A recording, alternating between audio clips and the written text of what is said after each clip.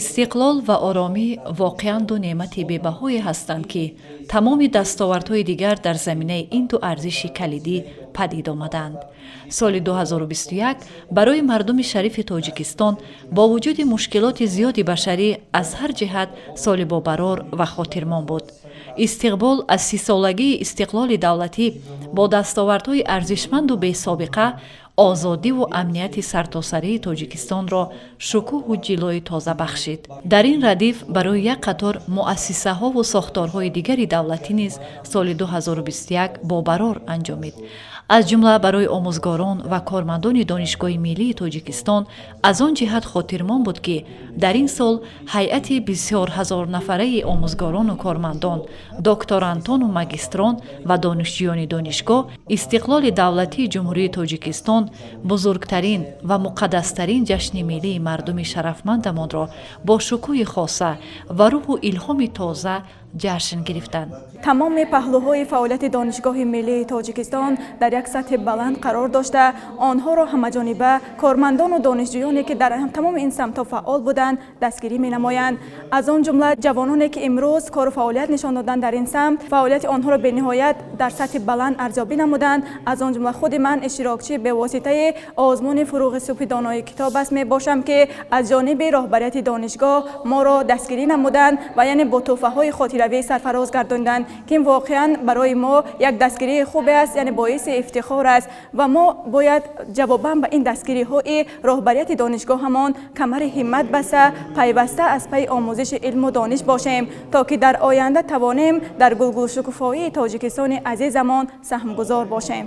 яке аз дастовардҳои назарраси донишгоҳ ин гузаштани донишгоҳи миллии Тоҷикистон аз аккредитатсияи институтсионалии байналмилалӣ тавассути ҷалби агентии аккредитатсионии аврупоӣ ЭКА ва бо сертификати мутобиқат сарфароз гардидани донишгоҳ мебошад.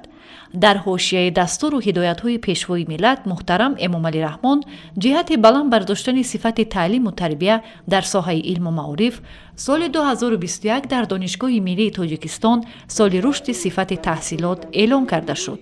дар ин замина аз рӯи 4 номинатсия факултети беҳтарин, кафедраи беҳтарин, омӯзгори беҳтарин ва донишҷӯи сол озмун гузаронида шуд, ки дар ҷанбасти сол ғолибон бо мукофотпулӣ ва дигар тӯҳфаҳо аз тарафи раёсати донишгоҳ қадрдонӣ шуданд. хушбахтона дар соли сеюми озмуни ҷумҳурии фуруғисубдонӣ тавонистам дар даври ҷумҳуриён соҳиби мақоми аввал гардам.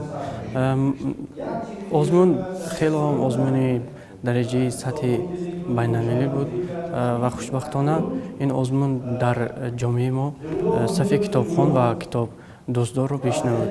мо имрӯз аз тарафи раҳбарияти донишгоҳ ҳавасманд шудем ва хушбахтона донишгоҳи миллии Тоҷикистон яке аз донишгоҳҳои беҳтарин дар Осияи марказӣ шинохта шуд ва ин водор месозад, ки аз ин донишгоҳ фарқ кунем ва боз барои ҳарчи баландтар рафтани мақоми донишгоҳ дар ҷаҳон кӯшиш намоем. донише, ки дар ин озмун гирифтем, мехоҳем, ки дар амал татбиқ намоем ва барои ҷомеаи Тоҷикистон хизмат намуда бошем.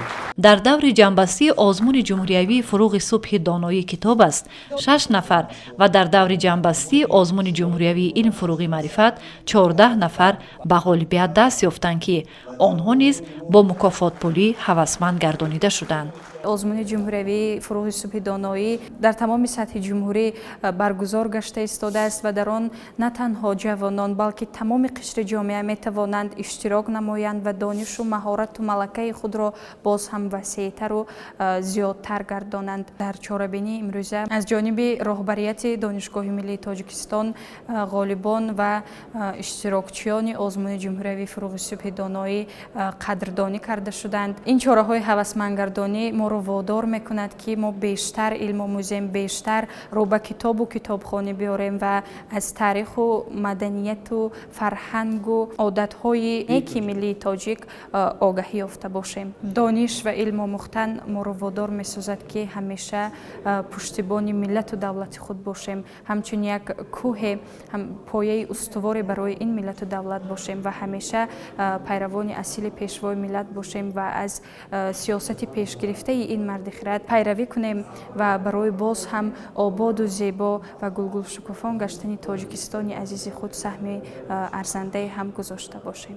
در دانشگاه پیوسته چاره‌بینی‌های علمی، سیاسی، فرهنگی، حقوقی، ورزشی، معرفتی، سالمگردانی برگزار کرده می شود که بهر بالا بردن ذهن و تفکر، روحیه وطنپرستی و تربیه وطندوستی دانشجویان در سمت ارجگذاری به ارزش‌های ملی، حفظ دستاوردهای زمان صاحب استقلالی، تحکیم افتخار ملی و ترغیب طرز حیات سالم نقش مهمی می‌گذارند.